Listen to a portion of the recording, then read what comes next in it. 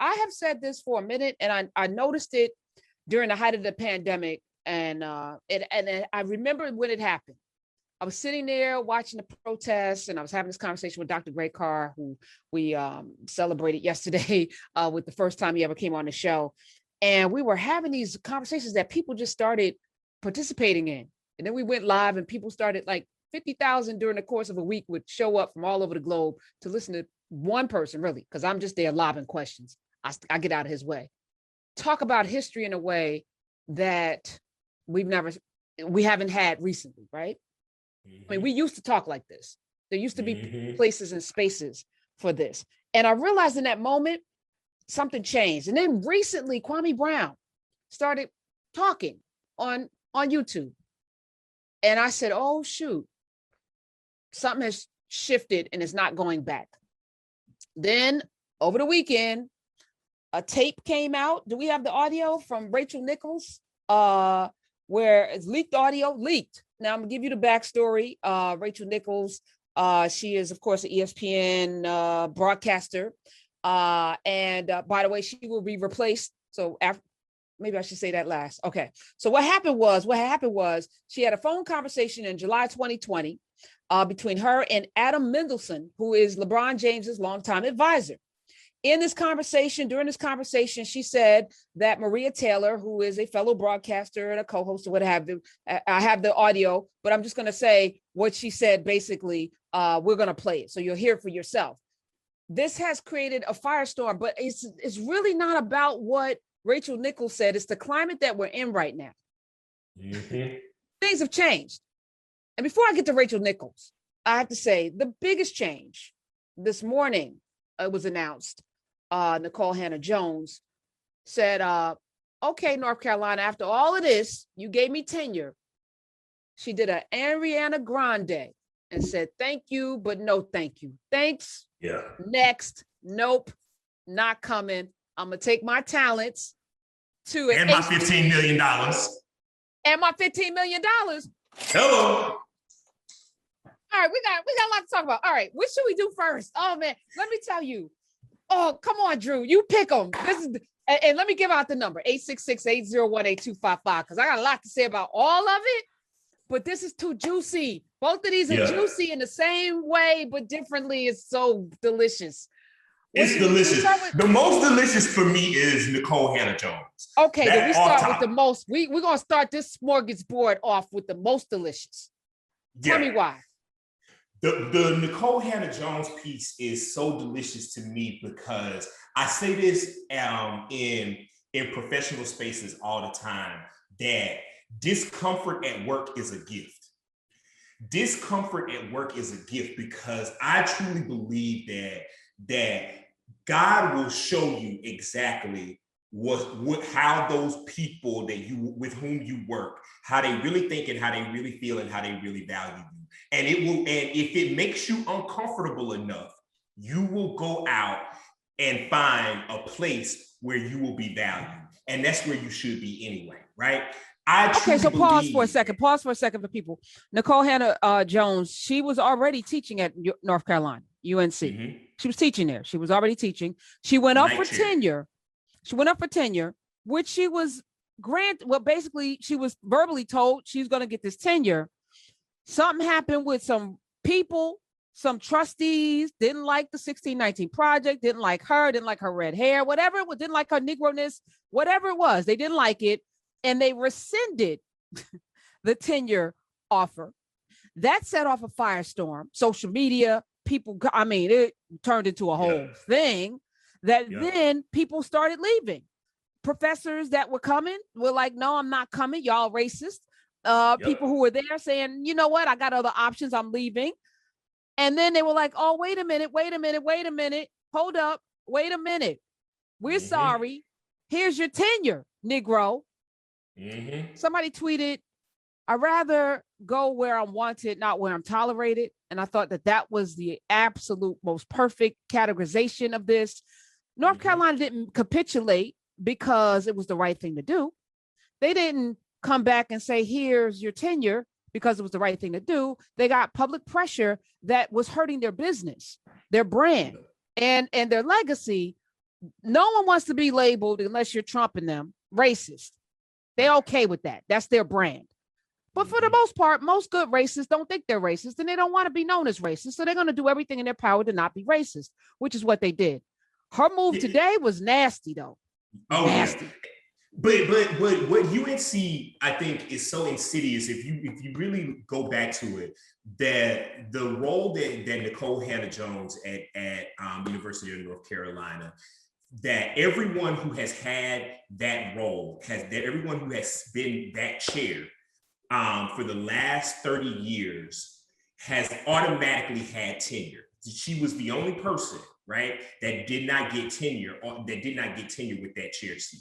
She was unanimously voted by her faculty peers approved for tenure. She went through the entire tenure process. University of North Carolina, Chapel Hill said, we're going to buck tradition, and you're going to now be the only Black person who's ever had this role. But you're also going to be the only person who's had this role who does not have tenure. Right. And so the faculty voted unanimously for her to have tenure. It was board of trustees and political donor, who was also a huge donor to the school, that Trump and the GOP have been trying to politicize 1619 Project ever since it came out. It was the beginning. All the stuff that we're talking about, critical race theory, was that they are now pushing, trying to get it kicked out of schools, was born out of conservative media and the GOP having such a huge problem with the 1619 Project. Just Google what Republicans in the Senate and in the Trump administration have said about Nikole Hannah-Jones and the 1619 Project. It is crazy that this Black woman had to go through this. She went through the process, and it wasn't her. She didn't even pull the lever of her actual celebrity as a journalist. She didn't pull that lever. It was actually Public Policy Watchdog that made it public that this is what had happened to her. She didn't talk about it externally. The students were protesting. The faculty was protesting. All of those things happened. What University of North Carolina did is actually illegal. It is illegal to make these sort of decisions in academia based on politics and political issues. The very notion of tenure is about having freedom for that no professor should be under the yoke of political opinion or public opinion to do their job. That's why you have tenure, which is why I don't think you should have tenure in the high school level. I don't think high school people should, in grade school should have tenure, but academic tenure at the higher education level, the college level, the university level, is paramount to people being able to be free in their academic pursuits, because you're really challenging young minds, and you need to be able to have the bandwidth. If you come up with some theory that is ridiculous but correct, you need to have the space to not get canceled.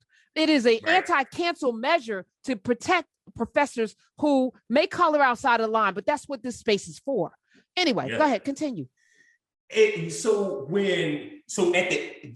the last minute before they were at the point of lawsuit, University of North Carolina says to her, "Okay, we'll give you the tenure." What is, to me, the ultimate boss move is Nikole Hannah-Jones said, "I don't want it anymore. I actually don't want it. I actually don't want to be in a place where I have to fight you to respect me. I'm going to take my time, my talent, my Pulitzers, my incredible history, and my $15 million that I raised to create a space that talk about journalism through the lens of racial equity. And I'm going to take that time and those talents, and I'm going to take that to Howard University. I don't even want it anymore." And I think Lori Lightfoot, take note if you're listening. So Nikole Hannah-Jones sat with Gayle King. She didn't say, "I'm only going to sit with a Black woman." She just did it. You don't have to telegraph. You ain't got to tell people what you're doing. Yeah. Just do it. Damn it. All right. Lori Lightfoot is so, I'm gonna call her Heavyfoot, because that was just not necessary. You just do what you do. All right. Play the clips, Ms. First, let's start with you declining the offer. The vote was 9-4, clearly in your favor. There are some people that could say, you said you wouldn't take the job without being offered tenure. They offered you the tenure, and you're still saying, thanks, but no. Absolutely. Because? Well, because look what it took to get tenure. So this was a position that since the 1980s came with tenure. The night chairs are designed for professional journalists who have been working in the field to come into academia. And every other chair before me, who also happened to be white, received that position with tenure. It had never been denied. No one had ever been denied tenure before. Exactly. And I went through the tenure process, and I received the unanimous approval of the faculty to be granted tenure. And so to be denied it and to only have that vote occur on the last possible day, at the last possible moment, after threat of legal action, after weeks of protest, after it became a national scandal, it's just not something that I want anymore. So she's taken her talents to Howard, where they have a newly created position, night chair in race and journalism. She's going to be now the inaugural, the first night chair in race and journalism. She also will have a center that she's founding there, a Center for Journalism and Democracy, which will focus on training students in investigative journalism. She's going to be there. And Ta-Nehisi Coates was like, oh, you going to be there? I'm going to be there. So let's go be there together. let's do this. Right. Anybody, I'm just curious, anybody listening, sending their kids to Howard, 866-801-8255. I mean, you got Felicia Rashad, say what you want. Go ahead, y'all can call me. Right. Dr. Greg Carr's there. You got a guy teaching, an amazing professor teaching hieroglyphs. Mario Beatty's there. I just talked to an architect who's there. I mean, Howard's got like the Avengers of professors. Oh my goodness. Are you kidding me? It's amazing. Yeah. My nephew starts at Howard and in the fall, and I'm super excited for him. I can't wait for him to join. Any other time I would be like, bruh, you couldn't go to Morehouse, but like I'm super excited for him for what he's doing. You know, what's interesting too, Karen, is everybody in the university system knows how jacked up this is, right? The faculty at the UNC Hussman School of Journalism and Media put out a statement immediately online after Nikole Hannah-Jones said that she was not going to come to UNC. And they said, listen to this quote. This is the faculty got together and wrote this statement together and said, while disappointed, we are not surprised. We support Ms. Hannah-Jones's choice. The appalling treatment of one of our nation's most decorated journalists by her alma mater was humiliating, inappropriate, and unjust. We will be frank, it was racist, end quote. Ooh. And say, 866-801-8255. This is her alma mater. That's her alma mater. And what I love about it is I'm so glad that some people are now doing what I've been preaching forever, which is stop calling this mess bias and call it what it is, racist. Stop saying it is, that it's unconscious. No, some of these people are consciously being racist and misogynist. And once we start calling it what it is, then I feel like that a whole different conversation starts to happen. This new center, she comes with more than 15 million. She comes with 20 million. This appointment supported by 20 million donated by the MacArthur, which she's a MacArthur Fellow, the Knight Foundation and the Ford Foundation. All three of them have put, as well as an anonymous donor, to support Howard's continued education and investment in Black journalists. This center that she's founding will also work across historically Black colleges and universities. It's going to be HBCU wide and offering journalism degrees and concentrations. So this is something that is not just going to benefit Howard, but it's going to benefit Morehouse and Spelman and all the other HBCU, Hampton and Claflin and Florida A&M and North Carolina State and A&T, excuse me. And I know I'm missing a bunch. Allen University, my father's alma mater, Payne, and all the others that are out there. It's my mom's, 866-801-8255. This is important. So I want to talk now about Black power. Yeah. And the possibility. So this is one moment in time, but I think the ripple effect of what she did should be a wake-up call to everybody who's talented in a place. Because here's what happens, and this goes for relationships too. You could be in a relationship with somebody where you're giving your all to that relationship, and they want to keep you fat. They want to make sure, they want to denigrate you and call you out your name so that you don't feel like you're worthy. Nobody else is going to want you. People have been in relationships like this, right? Where people have tried to psychologically devalue you so that you can stay with them, but they're doing it because you're valuable, because they can't live without you, because they can't work without you. They don't denigrate and try to destroy you because you're not worthy. It's just the opposite. And there are people in relationships, in workplaces, in their homes right now who should take what she did as a rallying cry, as a welcome call to get your full entire life. What she said to North Carolina was, I'm too good to be here with you. Matter of fact, I'm bringing so much that I even have to fight to be in your, nah, I'm good. And that's the nastiest thing you can do. Let me tell you, one of the biggest power plays I ever made in my entire career was to give money back to a publisher, to give them money to get my book back from them. That is unheard of. And it felt so empowering to do that. You know, they commissioned a book, they gave me an advance, and I was like, I want to take my book back. Here's the money. People don't give back money. People don't turn away tenure. To walk away from something is one of the biggest things you can absolutely do. It is so empowering. And I hope that it's an inspiration for people to say, I know I'm good. I know that I'm valuable. And I know I'm bringing a lot to the table. I'm going to do what LeBron James did, take my talent someplace else where they can really, where I can win a championship. I can win all of the things.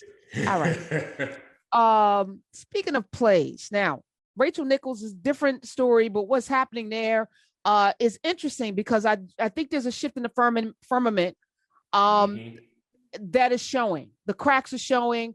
I'm curious though, and I want to say this out loud, how the power structure is going to meet this.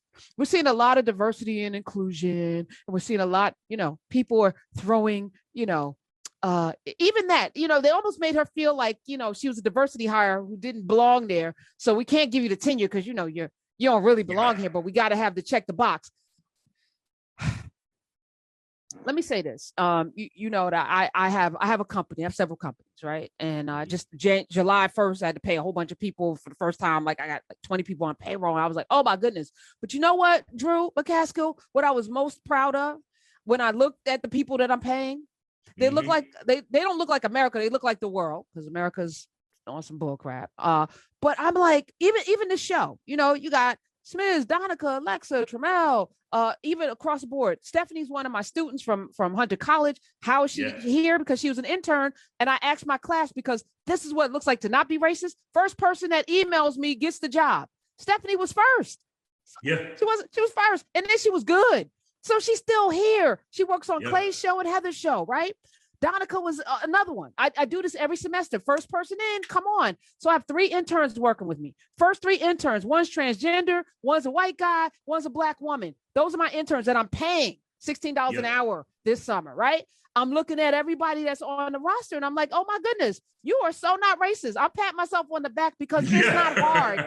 Right. It's not hard to have diversity in your company when you don't do it based on checking boxes, just on merit and who comes in and proves themselves.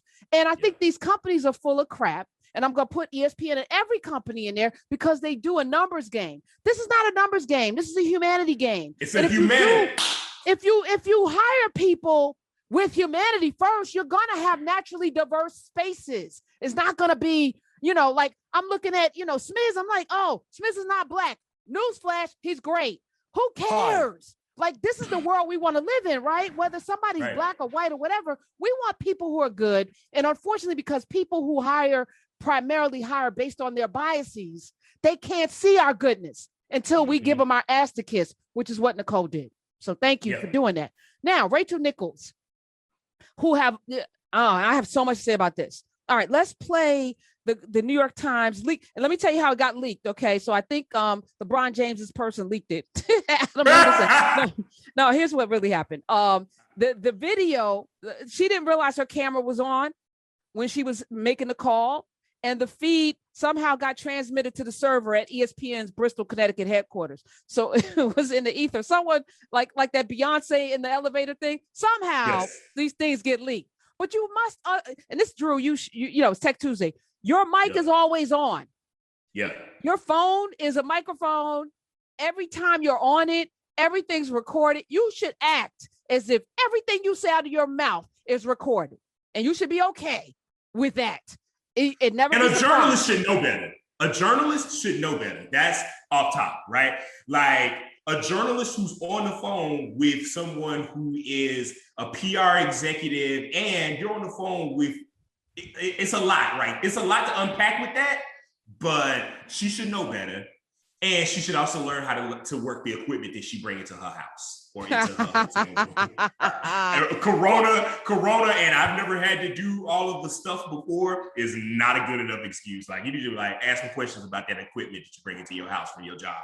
That's that laptop, that's that work phone. Like, everybody that's got equipment that belongs to the company in your house, go and just take your IT guy to lunch one day and ask them some primary questions about what all them devices will do if you and the company get to a place that's contentious.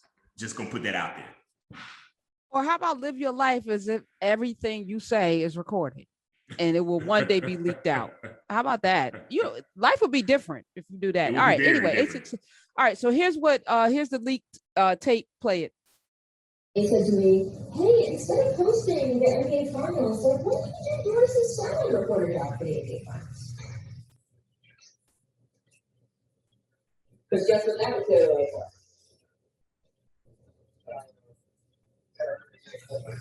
for Maria to do the hosting. I have declined.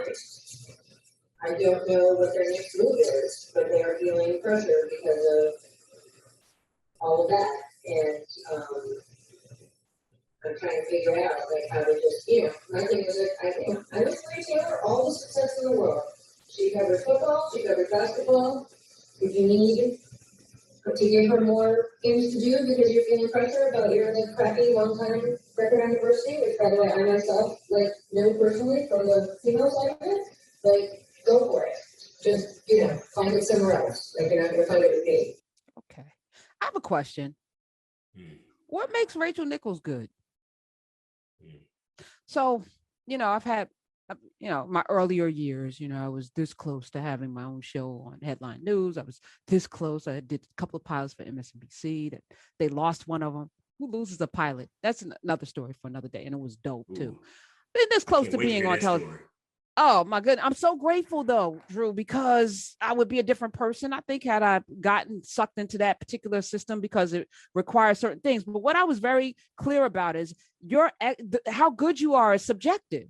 And if you put somebody in front of you long enough, just like if you hear a horrible song, I really wanted to hate Old Country Road or whatever the hell that Lil Nas, I wanted to hate it. Smith will tell you, I hate that song. But then I'm like, and I'm like, oh my God, take my horse to, I'm going to ride. Oh my God, I was like, that ain't music. I was so mad. But at some point you start humming it and then you like it because if you play something long enough, it's just a natural thing. It becomes an earworm. And I feel that way, talent, quote unquote talent has been rammed down our throats so long. People handpicked our leaders and who we're going to like so much that we're almost conditioned like Pavlov's dog to say, oh, well, that person must be good. They were on television. Yeah. Oh, that person must be good there. But the reason why people get jobs is very little to do with whether or not they're good. It has everything to do with whether the people who are hiring like them. Yeah. Period. Full stop. Whether they fit into the corporate culture, whether they can be handled and managed. I was flat out told she's going to be trouble. You can't bring her on. She's going to be trouble. Somebody overheard somebody in a control room, vice president, say that to the person that was considering having me on. Yeah, you're right. I'm going to be trouble because I'm going to ask you to what? Hold to a standard? Yeah. To not be racist? Yeah. If that's trouble for you, then yes, I am absolutely trouble. Yeah. I've had that too. Ironically, I've had a headhunter tell me after a series of interviews, they didn't feel like you were going to be a good cultural fit. They knew you would be able to do the work, but that's code for they didn't feel like they'd be able to control you easily. That's like, oh, you're probably going to be one of those ones that talks back. Or challenges us when we do something foul. But I say this, right? And I say this to my team all the time. You want to be challenged because you want to be good. You actually want to be good. And you can only be good. You can't live in your own headspace thinking everything you do is right. As a boss, as a person that's at the top of the food chain, you'll need people who are going to challenge you. I handpick people who are going to challenge me. I Tell me about myself if I need, because that's important. That said, Rachel Nichols, Maria Taylor, I don't know whether she deserves it. Who deserves it? Do you know what I'm saying? But that seemed like really salty. And, ESPN doesn't have a race problem. I believe that. And to have two Black men give her coverage yesterday was an abomination. And I felt bad for Perkins and Richard. Who was the other one? Richard Jefferson? Damn, I'm getting these names wrong. I know I am. I know I'm looking at his face. I can see his face. Whoever the two guys were that as she was giving her damn near tearful apology yesterday, then I never seen you, never racist towards me. I never saw any, that kind of thing. I was like, oh my, ESPN, what are y'all doing? Why would you put those two Black, even if they volunteered, the optics are bad. So Rachel Nichols will be replaced. The NBA finals starts tonight. She will not be working the NBA finals. Instead, 26-year-old Malika Andrews will be replacing her. Black woman. Is she better than Rachel Nichols or Maria Taylor? I don't know. But if I see her enough, she will be, because that's how that works. Keep her on, she'll get good. I remember when Jalen Rose first started. He sucked. He was horrible. He sucked in the beginning. Oh my God. Why are y'all doing this to us? This is not right. Right. Jalen Rose is one of my favorite people to watch right now. He got a chance to grow into the position because over time people get better or they don't. But the reality is none of this is based on merit. So what are we talking about? Yeah.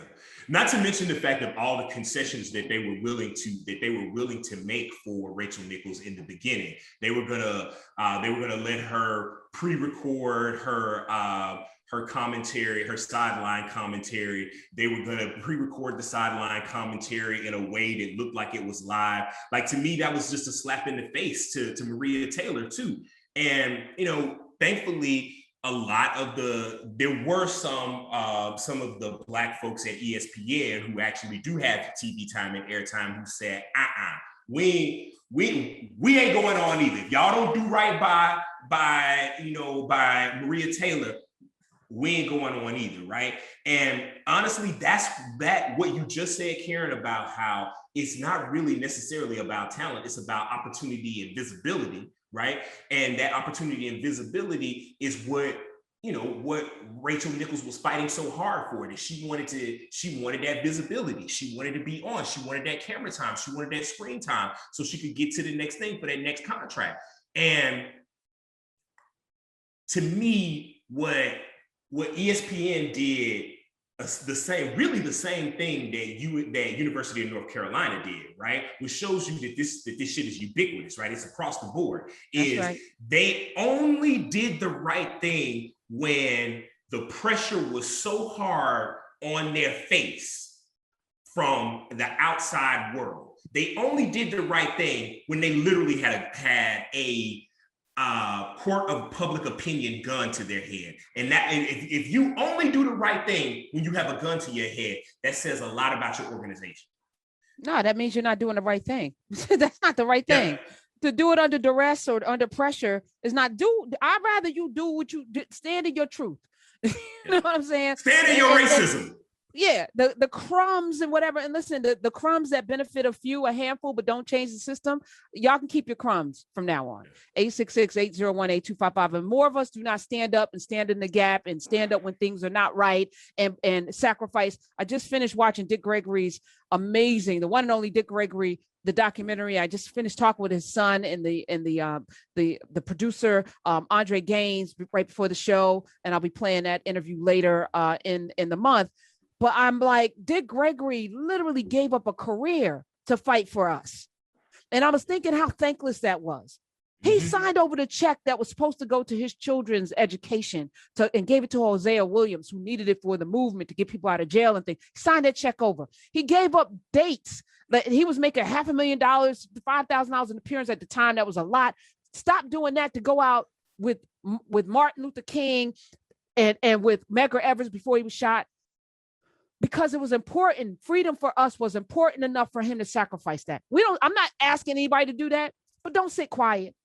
Yeah. Don't sit back and allow. I'm not telling you to put your career on the line and to give up. But if we move together, these are the possibilities. They can't fire everybody. They won't fire everybody. How about They that? won't. They won't. They will not fire everybody, at least not at the same time. But don't be the one that wants to be the magical Negro after the rest of the couple of handful get fired. Yeah. And then you're like, well, I got a benefit. Yeah. Or be the one that's rooting for one of them other ones to get fired so you can be the only one, because then they make you feel like, oh, I know they can't fire me now because they can't fire the last one, right? Don't make this the Hunger Games of race. Yeah. Like, stop it. Woo. 100%. All right. 866. Be a Mockingjay. Why am I bringing that up? All right, let's go to the phones. 866-801-8255. Drew is here. Let me go to Lydia in Texas. Hello, Lydia. Hi, Miss Karen. Oh my gosh. When I heard this story about Miss Hannah-Jones, I was like, okay, checkmate, take your Black excellence somewhere else. Okay. I was jumping in my chair while I'm working at my desk. But you know what, Karen? Like I told my daughter, she got accepted into Madison New School in New York, one of 6 kids to get accepted, only Black. They didn't appreciate her. She transferred to Berklee College of Music in Boston, where she was appreciated.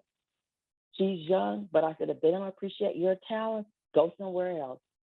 Don't settle. Don't settle. But when I heard this story, like my mama always said, God doesn't like ugly, and he ain't too God doesn't like ugly, but he's not too fond of pretty. I applaud Miss Jones. I truly applaud her. That's all I gotta say, Miss Karen. That's it. Well, thank That's you. It. It was akin to a clapback, though. One of the modern day. It's a modern day. It was like a Twitter clapback. What she did. It was so nasty. Then to go sit with Gail and then make the announcement. I was like, oh, she did a LeBron. She did a LeBron in the gym move. She said, I'm Gail. I've decided to take my time and my talents to Howard University. Like, she did it like a boss, looked beautiful, looked amazing, all of those things too. But she also dropped in that Gayle King interview, one of the things that she dropped in there was she said something that I feel like is a watchword for all Black folks who have that spark, who have that finger put on them, that like, you know, that you are really in this race and you're going to be one of the people who wins these races, right? Because there a lot of times people early identify the folks who are going to win, right? And when she talked about the fact that she had spent her entire life proving that she belonged in white elite spaces that weren't ever really built for Black people in the first place, and she decided for herself, I have done enough that I no longer want to do that anymore. That is a parable and a watchword and a testimony and a proof point and a belief system for everybody Black who's achieved any modicum of success, for everybody Black who knows that they're talented, is that do the work that you got to do in the place where you got to do it until you don't have to. But I promise you that you don't have to. You have some options and some choices that we all try to do our best to grow where we're planted. But that discomfort that you feel, and you ain't got to be Nikole Hannah-Jones with a Pulitzer in one hand and $20 million in the other one to make the decision that you don't have to play this particular game this particular way anymore. Like, if somebody listening to this story, that's the whisper from God for you. That's the testimony that you need to hear, that you might not have to do this, what you're doing right now anymore. What's that Langston Hughes poem? Do you know that Langston Hughes poem where he said something to the effect, woe to the, I'm gonna find it during the break. Meek and mild. Right. So, I think come on, we should have this committed to memory. All right. I found it. Speech at some point. All right. Negro, sweet and docile, meek, humble, and kind. Beware the day they change their minds. Hello. Negro, sweet and docile, meek, humble, and kind. Beware the day they change their minds. 866-801-8255. You know, Karen, I've been doing a lot of research lately around returning to the office because of just sheer what my job is. And African Americans overwhelmingly do not want to go back into the offices on a traditional 9 to 5 every single day, 5 days a week in an office. And it's not because they're working less at home. It really isn't. It is 100% about the fact that I have Black women telling me that this is the first time that I've actually had the ability to take care of my natural hair the way it comes out of my head for more than a holiday break or a 3-week protective hairstyle.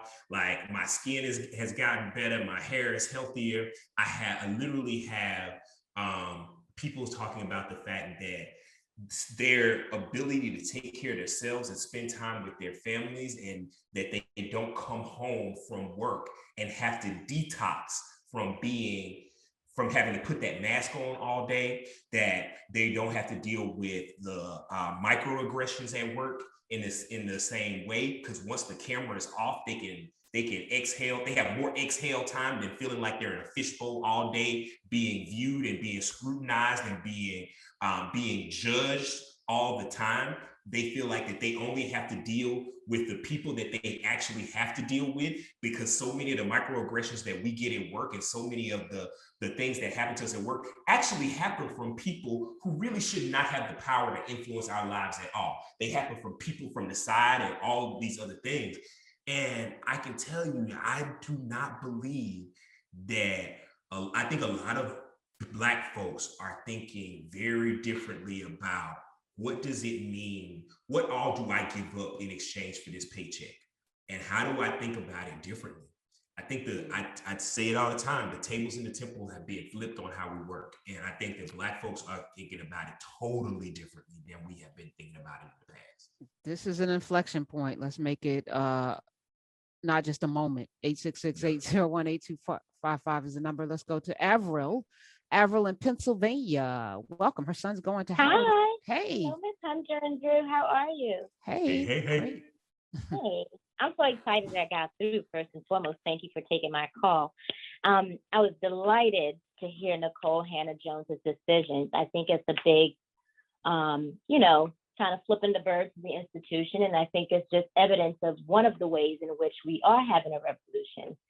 I think a lot of times we think about revolution as this massive tour de force, but I think those individual ways that people, Black folks, are starting to say, you know what, I have something better in mind for me, and are starting to demonstrate that self-determination. I think that's very inspiring. So I'm really excited to see it, and I'm here for all of it. And I'm excited that my son is transferring to Howard University this fall.